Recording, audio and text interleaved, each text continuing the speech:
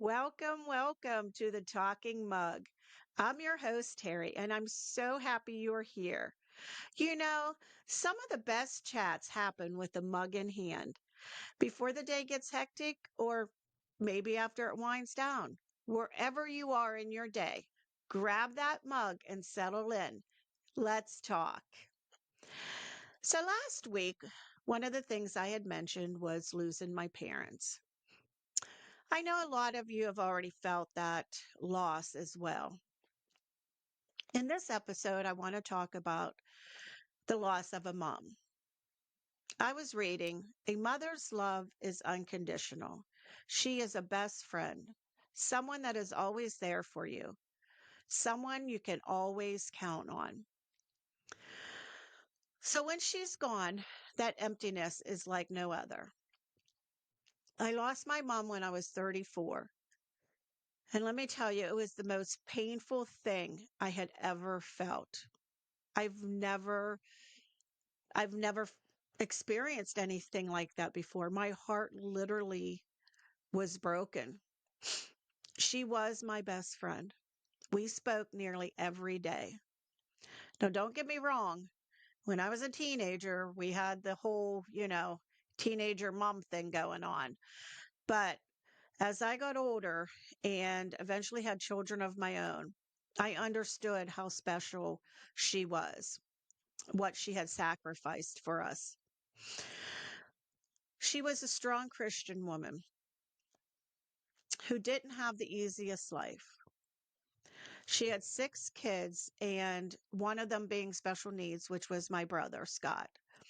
My dad drank a lot, which I which you could say he was an alcoholic, um, which I will talk about that on another day. So she had to deal with that. But she was the sweetest lady, always wanting to make others happy, even if she wasn't feeling it. And there was times, believe me, that I know she wasn't feeling it. But growing up, we would never have known that.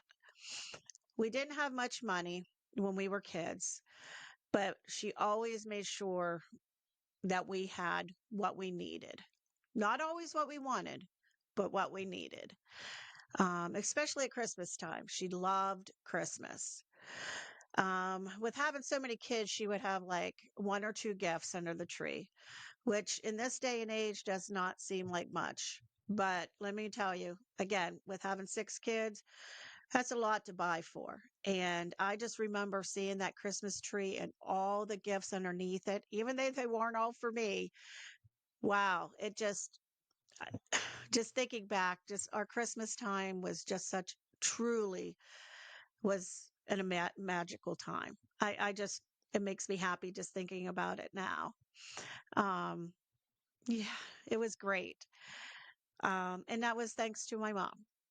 And another thing she loved was Halloween. She loved dressing up for Halloween. She would always stick those arms in the back of the vehicles, and they'd be hanging out. And yeah, she just, it made her happy. People may have thought, oh, look at this crazy lady, but she loved it. This one time I remember she dressed up like a gorilla. She didn't buy the costumes, she made her costumes. And she was an upholsterer, so she would take her fabric or whatever she needed to make her costumes. And this time she made a gorilla costume. She made her, or excuse me, she bought the mask, but she made the rest of the costumes. And when she made it, she was like, let's go for a drive. And I was a teenager at the time, and we drove to the nursing home that my mom worked at part time. Oh my gosh, those older people, they had the best time with her.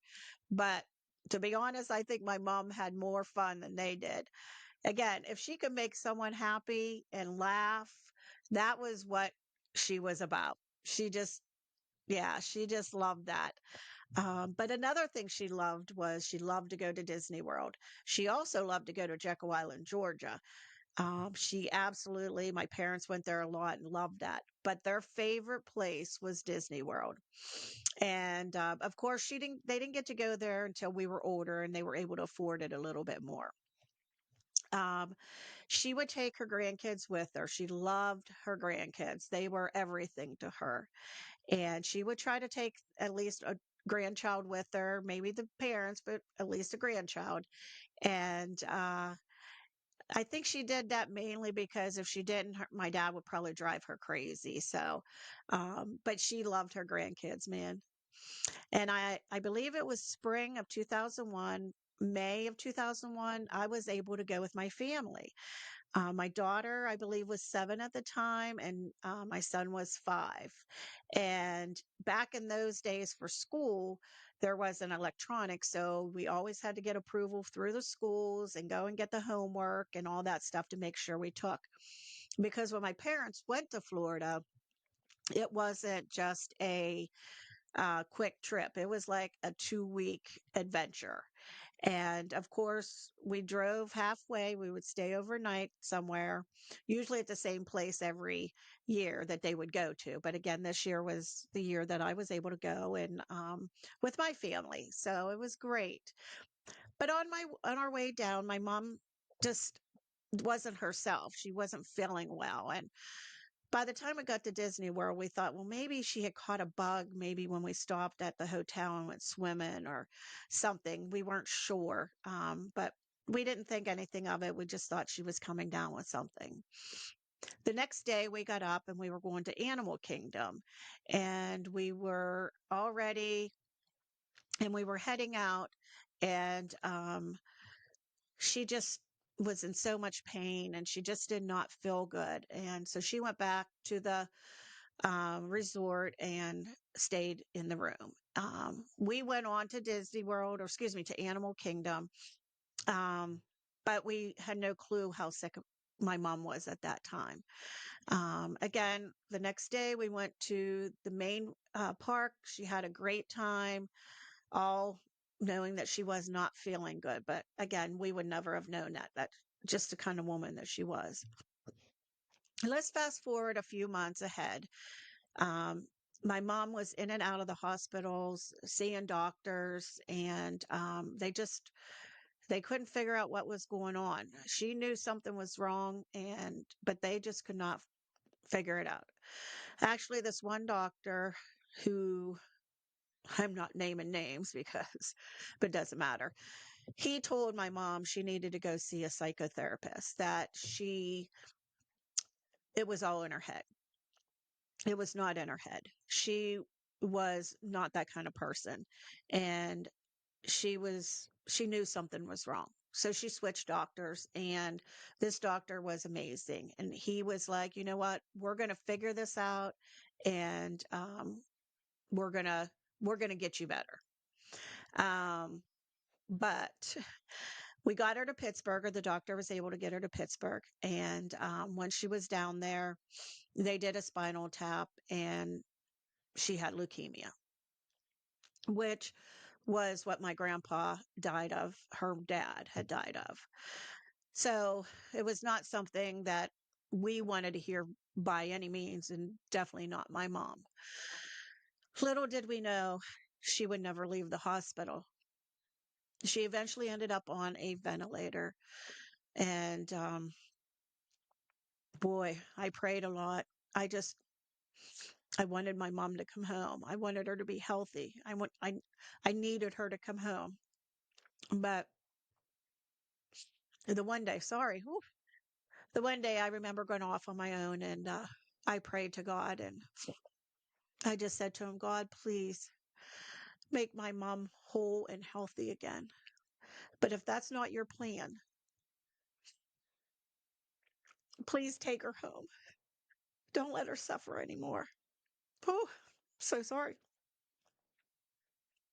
And it was not an easy thing to pray for, but I didn't want to see her in any more pain.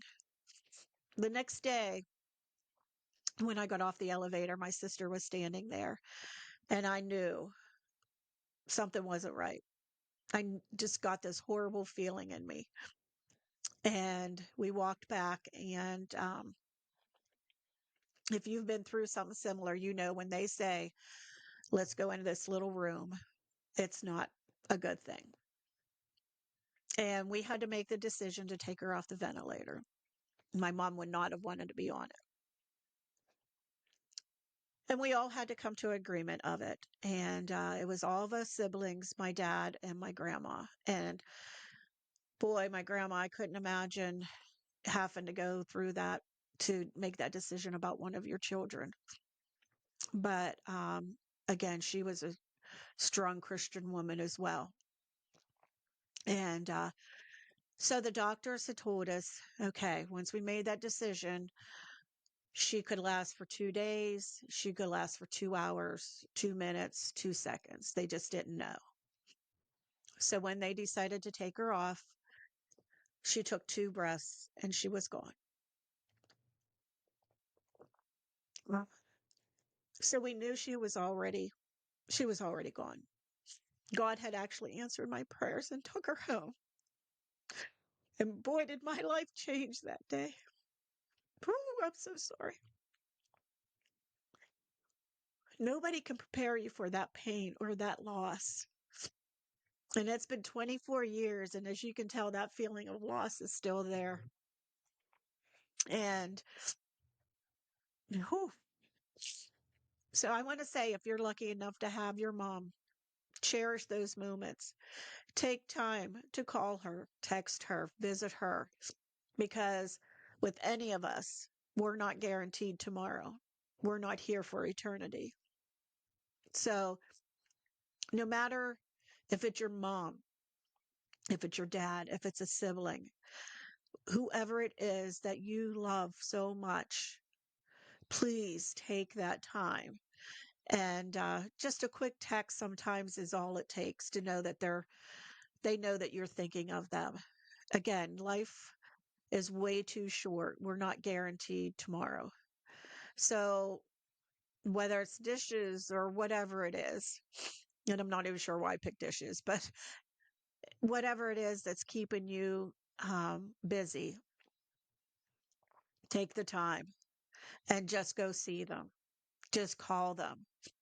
And yeah, no matter what age she is, take it, because once they're gone, all you want to do is see them again, hug them again. And boy, my mom had the best hugs.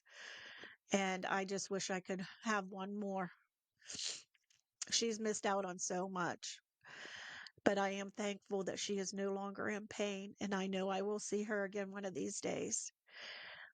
So again, please, whoever it is, take that time and call them, text them, see them. Just let them know that you're there and that you care about them. So until next time, be kind and keep those mugs full and your conversations warm. Make sure you like and subscribe. And if you like it, share it with a friend or two. Until next time, this is the Talking Mug. Be kind.